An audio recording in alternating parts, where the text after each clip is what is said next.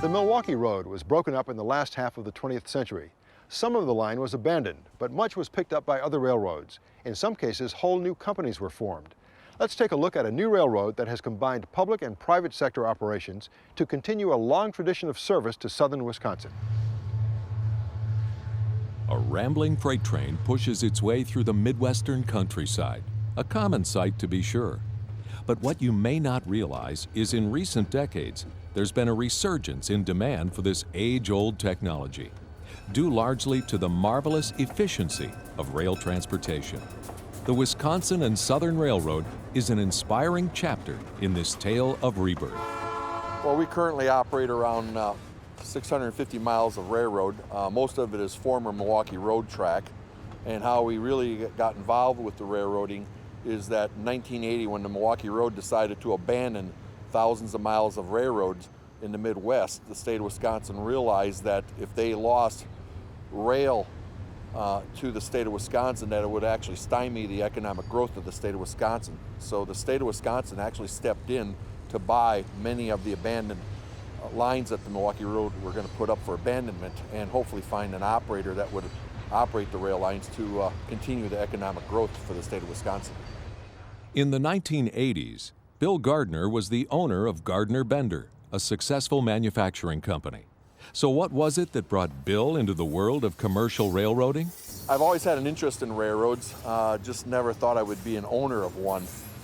And 1987, when I had a publicly held company come and purchase Gardner Bender, I had this check that was pretty sizable, and I was 42 years old and I didn't know what to do, and I needed a place to go to work compared to just sitting home and counting your money. So I had the opportunity to buy the Wisconsin Southern Railroad in 1988, which was at that time a 150-mile railroad. Entering into a unique and mutually beneficial partnership with the state of Wisconsin enabled Bill Gardner to expand his initial purchase into the larger operation he oversees today. There was another rail operator down on the south side of Wisconsin, which was called Wisconsin and Calumet Railroad, which roughly was 350 miles of railroad. They were really stumbling a lot. The state of Wisconsin saw the success of the Wisconsin Southern Railroad and actually asked me if I had an interest in buying the Wisconsin and Calumet Railroad. And after negotiating with that organization, I was able to acquire that railroad, which then boosted our railroad up a little bit. Then from there, more opportunities opened up to where I was able to lease the former Chicago Northwestern, which was then the Union Pacific Railroad, Reedsburg line from Madison to Reedsburg.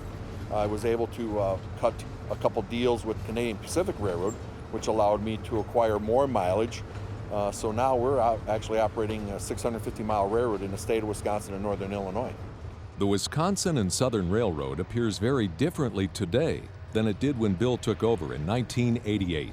Wisconsin Southern was formed actually in 1980, and it was actually operated by a private operator who basically used it as a parking lot for parking rail cars, because they were basically a large leasing firm. And when a lot of the cars would come off a lease, they needed to park the cars someplace, so really they got the operating rights from the state of Wisconsin and basically used it as a parking lot. It's impossible for any railroad to be successful without the dedication of its people, and the Wisconsin and Southern is no exception. Well, the employees really are the success of the railroad. Without the employees, the railroad would not be what it is today. I take my hat off to them. They work hard. They're dedicated people. We're just one big family.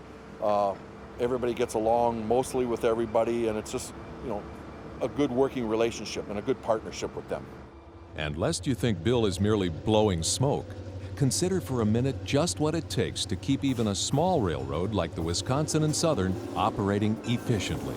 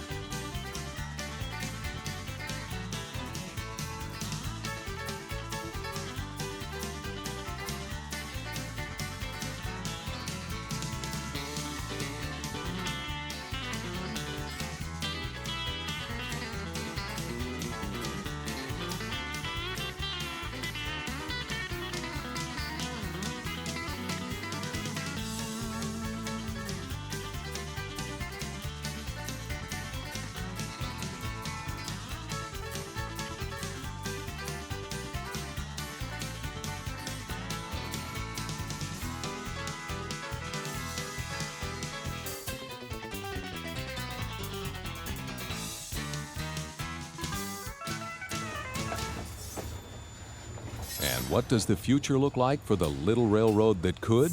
Expansion and growth. We're working, more and more with more industries that want to come into the state of Wisconsin and northern Illinois, that want to build here. They want a quality service at a reasonable price. They want somebody that when they actually call somebody on the phone, they're actually getting somebody on the phone versus an answering machine. And we provide a lot of services that, Class 1 railroads just are getting away from these days. I think one thing is about the Wisconsin Southern Railroad, we are very unique. It's our employees, they're dedicated. We have a good management team that works well with each other. And I think when you have that, along with the state of Wisconsin, the 5 commissions that I work with, we just have one, good partnership with everybody working together to expand industrial growth, economic growth in the state of Wisconsin, with the assistance of the Wisconsin Southern Railroad being the rail operator. Our hats are off to the Wisconsin and Southern Railroad and the inspiring story of this successful partnership between the public and private sectors, pulling together for the common good.